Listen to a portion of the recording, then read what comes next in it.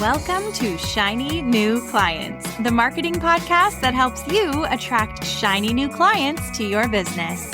We'll talk about social media, what makes people buy, how to go viral, and marketing psychology, all in 20 minutes or less. Whether you're a coach, a stylist, or a wedding planner, if you've got a service-based business to sell, this is the show you need to fill your calendar. I'm Jenna Warner, your new marketing coach, and this is Shiny New Clients.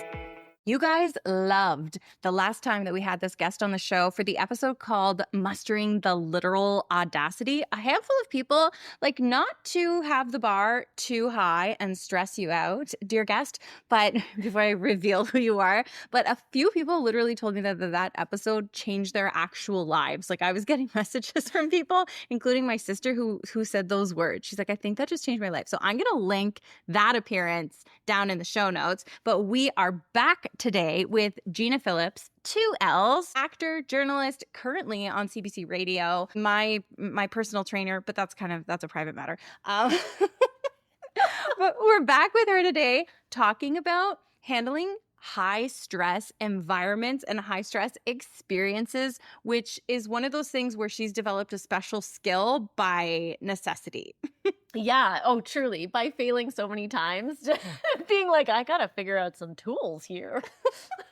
So this topic actually came to mind because of an experience you had yesterday. Yes. Oh my gosh. So I always do hourly updates on the radio, 4.5 minutes of here's the news today, basically. This is what's happening in the world. And you're completely live. If you make a mistake, it's just out there for everyone to hear forever. It's most people's worst nightmare. And yesterday I read the first story, so I was about 20 seconds in, and I just started thinking, I really need to cough. And there is a cough button for this exact thing, right? When you say button. Okay, so when I'm in the studio, there's like a set of buttons, and the audio person who's across the glass from me, who's watching my every move, and he's playing my clips and music and everything and adjusting my volume. And I can talk to him, so I can press down a button to be like, hey, Mark, are we heavy? And he goes, yeah, you need to fill 12 seconds. So he's timing out the show, and we're discussing when there's a clip playing or music playing, we're talking about how the show's doing. Do I need to read faster? Do we need to drop a story altogether? So it's kind of this like collaborative back and forth with the audio person. And for this particular day, I was halfway through that first story and I couldn't even stop to think what I could do because I had to finish reading the story. And I thought, okay, I know once I get to the end of this story, I can take a beat. Like maybe it's okay just to kind of take a minute. I'll just clear my throat. I'll press that cough button. So I pressed down the cough button. I finished the last sentence, pressed down the cough button, and I went, in Alberta, and my voice just broke. And I started the second story, and I was like, somehow something happened. It was like someone had taken a vice to my vocal cords, and my eyes started streaming. It truly felt like maybe I was having an allergic reaction or something. So I continued. So I pressed the cough button back down again, and I just coughed the hardest I've ever coughed for probably 30 seconds straight. And Mark is just looking at me through the glass, panicked. Yeah, but somewhere the inventor of the cough button is like tipping his hat. Right? The fact that it literally says cough, right? It made me feel better, right? Because obviously this is something that happens. Or sneeze. Yeah, or sneeze or something. Just clearing your throat. I don't think they mean all out, like on the floor, you're almost dead. You're coughing so hard, which is what happened. I could release the cough button and try to come back just to see how my voice was doing. There was no saving it. The listener's just hearing silence at this point. They're just adjusting their dials, thinking that their radio's broke. Right. I'm hoping they're just like, oh, is it my connection? You know? Yeah. But I ended up clearing my throat enough that they could tell something was wrong, but I got through the stories and I managed to throw to the next clip that we could at least get into some audio that plays itself. Mm-hmm. And then I could really cough and then kind of get out of it. It was kind of scary. You know, it almost sounds like when we're in situations like this, It's almost a blessing that for me, theater and singing on stage, for you, acting, being under the pressure of having a crew around you in the news, we have to go on. And I think that's how we learned to go on. Because someone else, like a listener who might be doing social media, you almost have the opportunity to fail. Like you can be hard on yourself and you can just go, oh, screw it. And not keep going if you had to. I know. And you know what's weird is I've done so much live stuff in my career. I'm actually better live. If you don't give me an option, I'm better. If I'm just staring at myself in my phone and I'm creating a reel and I'm doing a little bit of an intro, I will mess that up over and over and over again. But if someone was like, you're live on the radio, I would probably be able to get a clear sentence out. Yeah. So maybe part of being better on social media, being stronger on social media is just really forcing yourself. And I give the advice all the time to avoid recording when somebody can hear you, like when your partner's in the next room. But maybe we sometimes need to in order to push yourself to just keep going. Because also a lot of the times when you think you look dumb, you don't. Right. you stutter over a word and you think that it's so obvious and it's actually not. There's this term in TV. So when I started in TV broadcasting, we do live to tape all the time. So that means, yeah, it's set up like it's live because there's no more time to redo it. Like you could redo it if something goes really wrong, but the idea is that you're taping it, but it's all live. It's all same with the late shows. Like the late shows on TV, they film it in the afternoon as if it's live. Yeah. But if somebody does accidentally drop an F-bomb, they have enough time to like clip it out. Yeah, exactly. So live to tape, maybe if I were to think of my Instagram reels or whatever, as, okay, I'm giving myself one shot to do this. Maybe a little bit of pressure. You know what I just thought of? A time that where I would bomb heavily and nobody bailed me out. And it's almost like you have to learn also that quitting isn't cute, you know? Yes. So I almost failed pop class in college. Did I ever tell you this? What's pop class? So it's like back up. So I went to school for musical theater. Yeah. And they also wanted to teach us how to like perform in kind of a club vibe or pop music or in a band, that sort of thing. It's actually something that a lot of other theater schools don't teach you. And then people graduate and they don't know how to hold a mic or sing on a stage in that kind of a setting. So it was great that it existed, but I sucked at it and also believed that I sucked at it. Look at me, still saying I suck at it. And I probably actually didn't, but I was trained classically singing and I love musical theater. It was hard for me to even find a pop song that I could sing. And so I started failing that class or almost failing it so hard. And I remember one time I was singing a song and I just got really emotional during it. And I was just like, oh, I don't want to go on. I remember looking at my best friend and she was like, keep singing, keep singing, keep singing. And I kind of thought the teacher would let me try again. And she didn't. And it's like, I failed the song and that like really affected my grade. You know what I mean? Yeah. And there was another time in college too where I just got really overwhelmed, anxious, and just gave up on the number and then failed. And because I always kind of felt like somebody's going to bail me out. I don't know if this will be relevant to a lot of what like other people are listening or hearing, but the thing that I ended up having to do in that case was because I knew I was bombing that class so hard, and I also knew I was doing what I could, like I was trying as hard as I could. I would sing. And the teacher would fill out the rubric with notes and grades. And I would pass it to my best friend. And she would hand me back the notes, but not the grades. And the rule was, tell me if I fail. Tell me if I actually, because if you actually failed at my school, you sent home. Right. And 60 was a fail. And if I was close to failing or failing, I was like, tell me. But other than that, the numbers are just getting in my head. They're making me upset. And I'm only going to improve by the comments and the feedback. And I can't do better than I'm freaking doing right now. So we did that forever. And one time she was like, you almost failed that one today. I was like, what was it? It was like 62 or something. Like, okay. There's also something to like, you always have next time. Because when I fail at my hourly newscast, like that coughing attack was a horrible fail. But I was like, well, thank God I have next hour. You know, there is that element of you're only as good as your last newscast.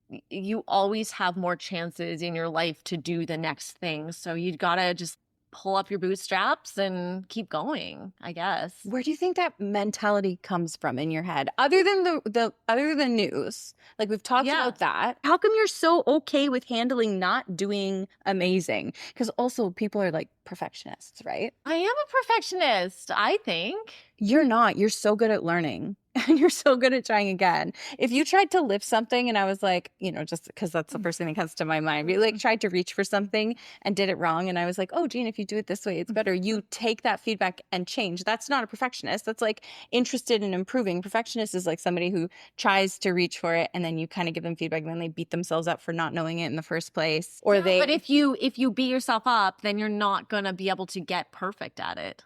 That's true too. Like maybe I've experienced that side of things where I'm so bad at this, and I just like get down on myself. I mean, I've just recognized that as like I will not be as successful as I want to be at that low frequency beating myself up mindset. So I've done a lot around clearing my brain of my mistakes and going in with full confidence and just trying to like redo everything over and over again.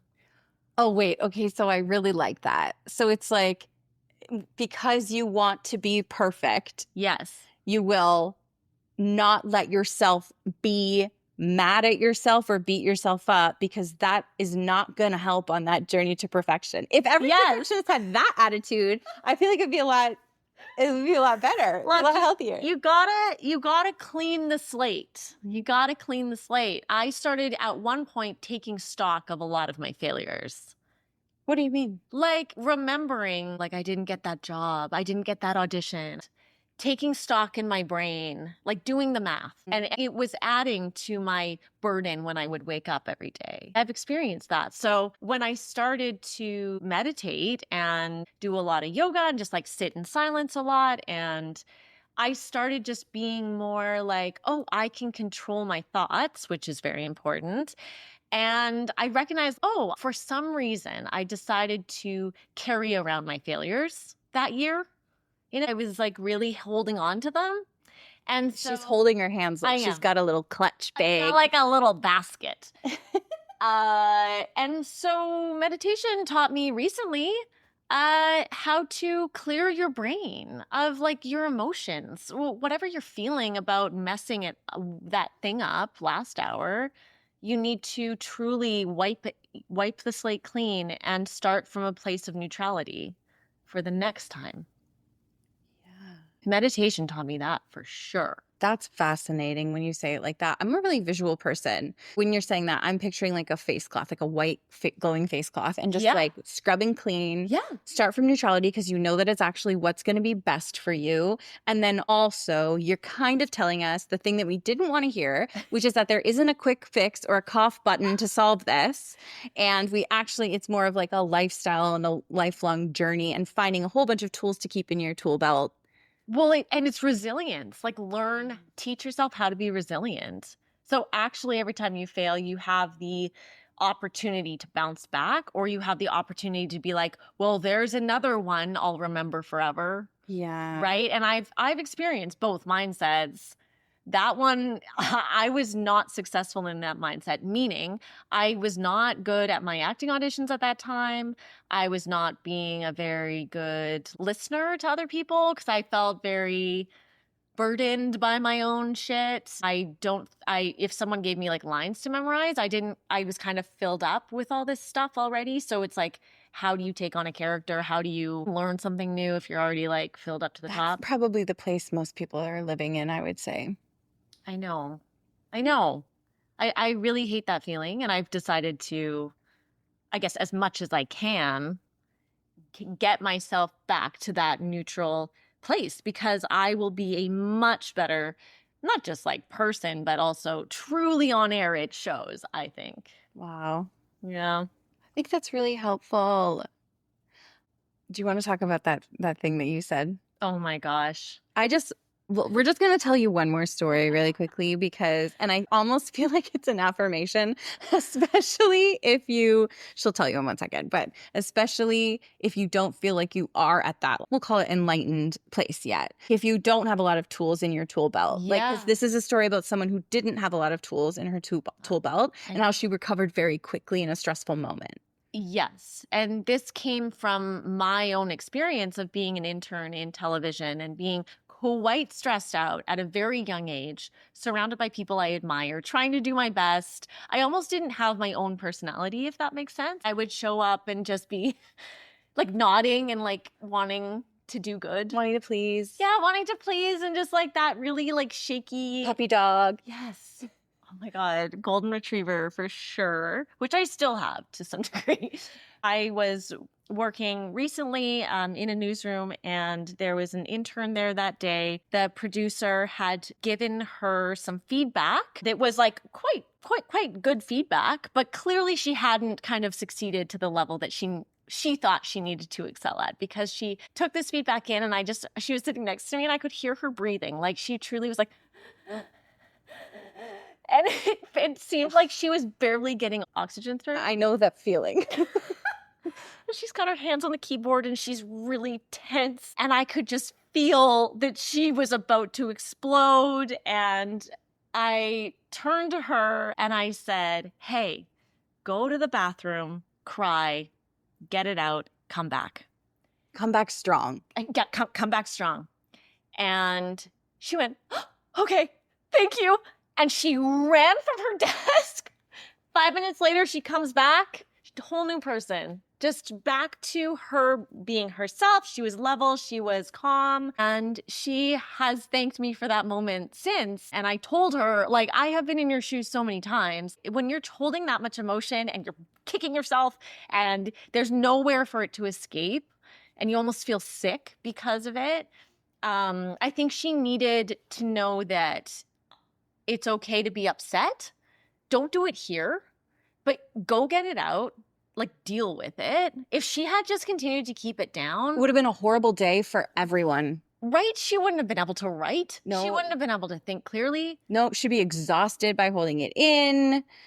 All that. People are going to start to notice. Like, there's a bunch of things. I know. I'm like, no, I don't think she should like sit at her desk and bawl her eyes out. And she clearly didn't want to. So she was holding it in for that reason. But like, I think if you just like really strongly embrace that you're upset at that moment and don't just push it down, then you can get it out, bring it to the surface on purpose, intentionally, and then you will feel 1,000 times better. You'll feel relieved. And I was proud in that moment that I had had the life experience to be able to pass that on to her and like see it translate in a workspace. Yeah. And so it's that same thing we said. You come back to that state of neutrality. Yeah. What do you have to do to come back to that state? Or what do you have to do to wake up? Or like start your day in that state? I know a lot of people have like really strong morning routines that help them just prepare for their day in that way. Little bits throughout the day. I think we all know what it feels like to feel like shit and and beat yourself up and then fail because you're not totally present and you're not doing very well. And you know what it's like when you wake up and you're like, okay. Yeah. So get yourself to that place as much as you can. You're going to truly be able to rise to those moments where you're really under pressure. You will be able to go, I've done this 1,000 times. I have recovered so many times and been able to come back. So if you can do it right before that really scary moment, right? You've got like a big job interview and you can just like focus up, get yourself to that neutral place before that job interview, you will do much better. I want to anchor that one because people like, I can already hear people listening being like, but I haven't recovered. So it's like, I love this idea. I've recovered so many times already. I know I can do it right now. And you're like, okay, but I haven't. Yes, you have. It just took a day. It just took 8 hours, but you have recovered. And we're going to shorten that and remember that you can recover and you do recover and you're good at it and you're capable of it. And then we're just going to make a lifetime effort of getting through it faster, processing it, moving forward, all of that. I mean, I think a whole year to figure this stuff out. I really like made it a bit of a full-time job for myself. Not a full-time job, maybe a part-time job. Because I really didn't want to continue in a high-pressure industry without figuring this out for myself. You don't want to fail in moments. You want to rise in those moments. And so I think if you feel like you are failing in moments where you're like, I normally would do better than this. It's like, well, maybe you're filled up with stuff and you just need to figure that out and have those tools so that you can come in strong. Gina, where can everybody follow you on the internet? Oh, well, I have Instagram, Gina Louise Phillips, with the little @ symbol in the front. Oh, that's how they work. I know, it's unusual. Yeah, I sometimes do TikTok and that stuff, but I think Instagram I'm on the most. Yeah, they'll come say hi. Okay, come say hi. Okay, love you. Bye. Love you, bye.